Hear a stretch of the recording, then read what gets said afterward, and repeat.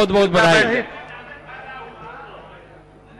विभाग पर की कटौती प्रस्ताव जो प्रतिपक्ष के द्वारा प्रस्तुत किया गया है उसके पक्ष में बोलने के लिए खड़ा हुआ।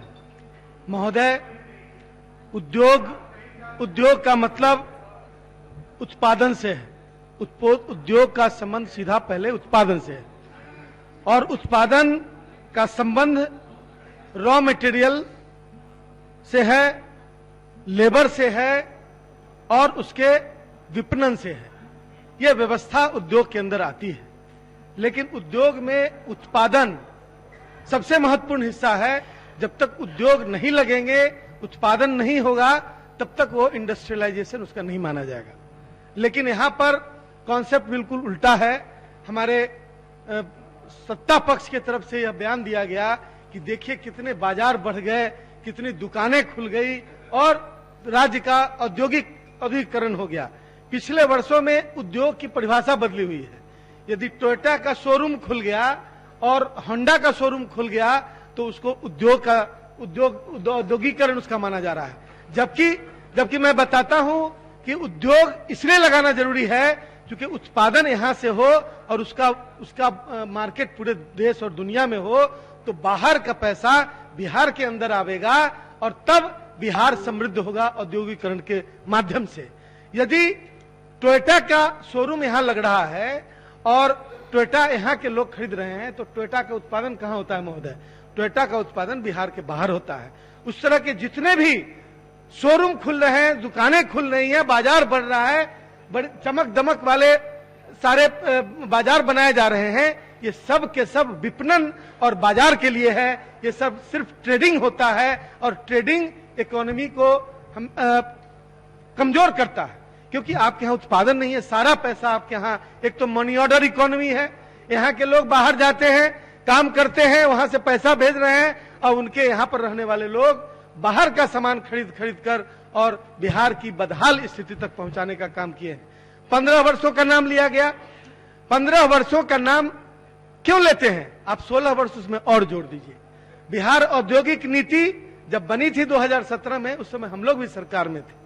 माननीय तेजस्वी प्रसाद यादव जी भी उसमें उप मुख्यमंत्री थे और औद्योगिक नीति बनी। लेकिन अंतिम उसके बाद जब आप लोग का शासन कंटिन्यू किया, जब भारतीय जनता पार्टी के साथ जनता दल यू का शासन रहा, पहले भी रहा, बाद में भी रहा, तो जनता रिजल्ट देखना चाहती है। आपने इन 16 वर्षों में कितनी नीतियां बनाई, कितने सारे कानून बनाए, लेकिन अंतिम रिजल्ट क्या हुआ? यदि रिजल्ट नहीं हुआ तो फिर बोलने का कोई अधिकार नहीं है कि 15 वर्षों में क्या हुआ महोदय।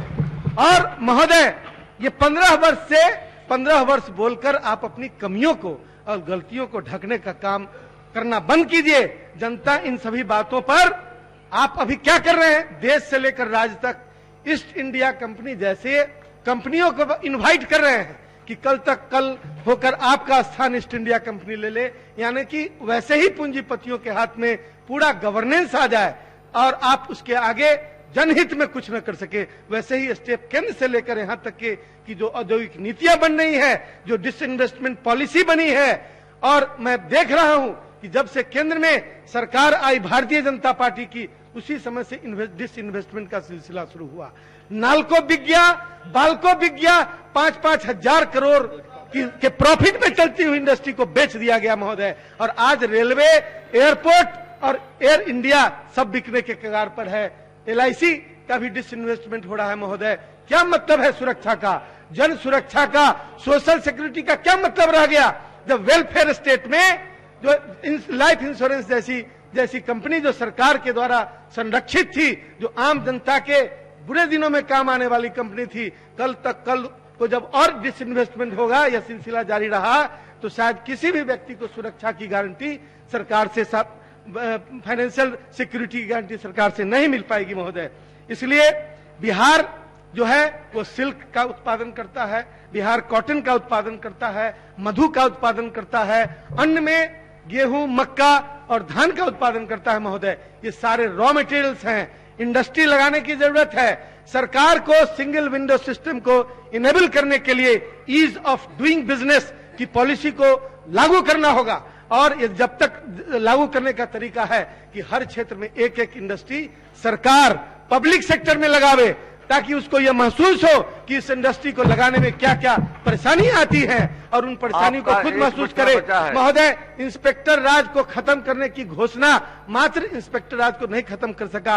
आपका single window system multi window system में काम कर रहा है और वो काम ही नहीं कर रहा है, वो हर जगह रोड ब्लॉक पैदा कर रहा है। इसलिए मैं माननीय मंत्री जी बहुत अनुभवी मंत्री हैं और हमें अपेक्षा है कि इन्होंने केंद्र में काम किया है, लेकिन दुख ये इस बात का है कि इन्होंने उसी सरकार में काम किया है जिस सरकार ने अशोका होटल का डिसइन्वेस्टमेंट किया था और वो औने पौने दाम पर वैसे उद्योगपति। मैं माननीय मंत्री जी से अनुरोध करता हूं कि महोदय, इस बिहार को कम से कम बचा के रखिए। यह आपकी जन्मभूमि, जो वैल्यू सिस्टम थे उन्हीं का यहाँ की मिट्टी में सुगंध है। इसलिए पूरी सरकार से हमारा अनुरोध है और कि ये जो औद्योगिक व्यवस्था है उसकी इंडिजिनिटी को, जो यहाँ का संसाधन है उसका उपयोग करके इंडिजिनिटी को बना रखने की जरूरत है। और यहाँ के छोटे छोटे उद्योग जो कुटीर उद्योग है उसको भी पर्याप्त ध्यान देकर उसे बढ़ाने की जरूरत है। तभी बिहार के औद्योगिक उत्पादकता और बिहार के संसाधनों की उत्पादकता बढ़ने की संभावना है। इन्हीं शब्दों के साथ हम इस कटौती प्रस्ताव का समर्थन करते हैं और अनुरोध करते हैं कि समस्तीपुर में भी इंडस्ट्रियलाइजेशन का बहुत स्कोप है, उस पर ध्यान दिया जाए। बहुत